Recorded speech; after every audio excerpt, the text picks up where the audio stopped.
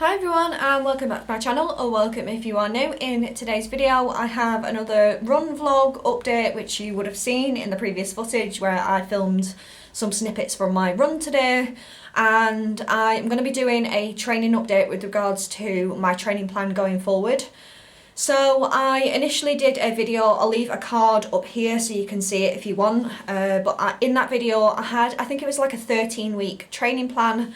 I'll insert the snippet here for anyone that's interested. You can pause the video to sort of see what the 13 weeks look like.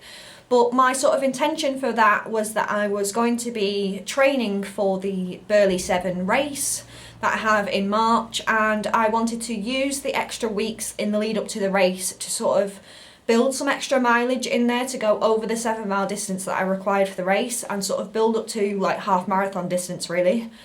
That didn't go exactly to plan. I had briefly started the training plan before Christmas, and then if you've been watching my videos, I had a bit of a hiccup over the Christmas period where I ended up with quite bad blisters on the bottom of my feet, and there was absolutely no chance that I was going to be able to run with the blisters on my feet. I could barely walk.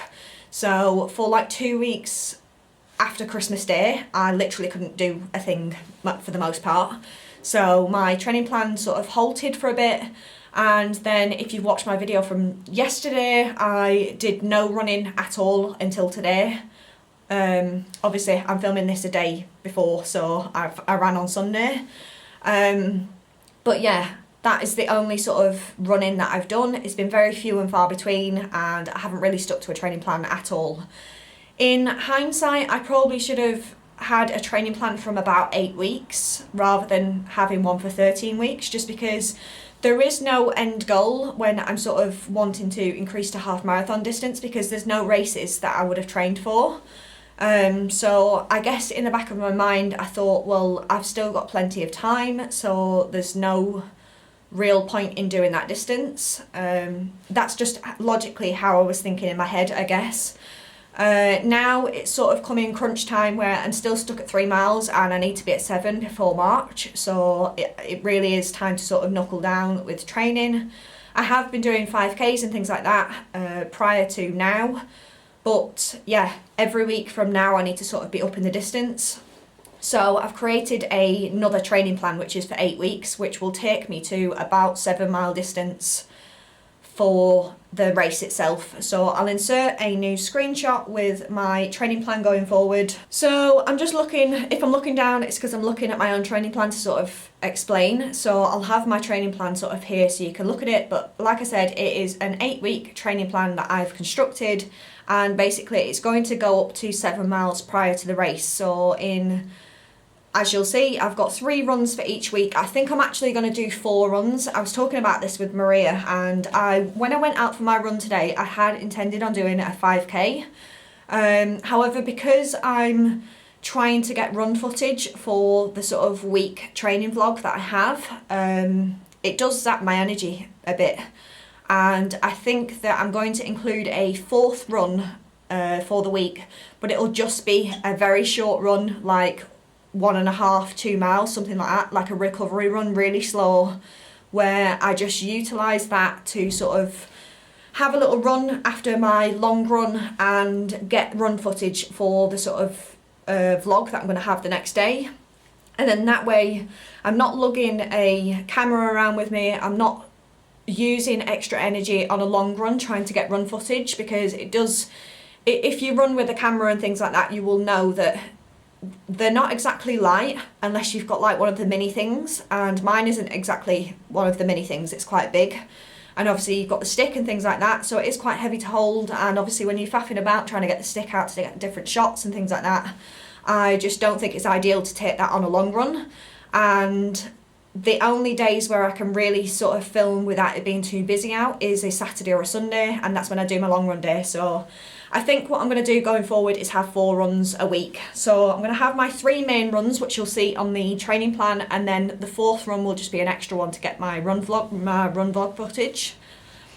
So like you will see in the training plan, I'm going to start with 3 miles for each of my runs this week, just to sort of start as a base. For the most part, up until week 4, I will do my first run and my second run as 3 miles, and then every week from next week I will increase the mileage by a mile.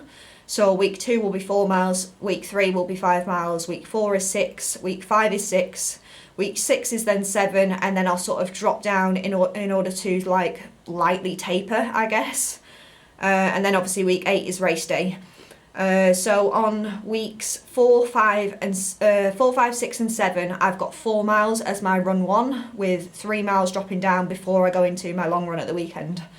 So I'm going to have 2 runs during the week that I will do, and then my long run will either be Saturday or Sunday, depending on what I'm going to do. I think I'm going to swap my long run to a Saturday in order to do the recovery run on the Sunday, which means that my run 1 will probably end up being a Tuesday, so that I've got a rest day in between.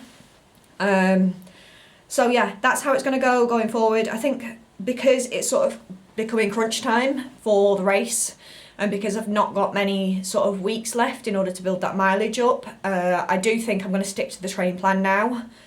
Obviously because there wasn't that much of a priority with there being like 5 extra weeks in the training plan before I needed to build up that mileage, I don't think it became a priority, and now it is. Obviously, like I've said in my previous video, I don't want to go into this race untrained. I would like to be able to comfortably at least run 6 miles. I think if I can get to 6, then I'll obviously be able to run the 7. I think an extra mile won't be too much of a problem, but yeah. So that is the training plan going forward. I will do my next run, so I did my 1 run today, so my next run will probably be Tuesday. In between my run days, I want to do my gym sessions / cross training to sort of build strength in between running, so I'll be doing my gym sessions, so I'll have 3 gym guide days a week. I do intend on trying to get my leg day workouts out of the way earlier on in the week for the gym guide, just because if I do have DOMs in my legs, I obviously don't want that to affect my long run days. Over time, as I sort of build up that consistency with gym, I shouldn't have that much DOMs. I think it's just because when I initially started working out again, it was just because I had a big break, so I don't think the DOMs is going to be too much of an issue, but just in case I sort of do a heavy session or anything like that, I want to make sure that the DOMs isn't lasting into the weekend for my long runs. So yeah, that is going to be it. I don't want to ramble on too much longer because obviously I've got the run footage that I've inserted at the beginning of the video, so this video is going to be quite long. So I'm going to end it here. So if you like the video, give me a thumbs up and subscribe to my channel. You can always click the notification bell down below and you'll be notified of when my videos go live. Other than that, I hope you're all staying safe and well. I hope you all enjoy the rest of your weekend, whenever it is that you're watching this, and I will see you again in my next video. Bye.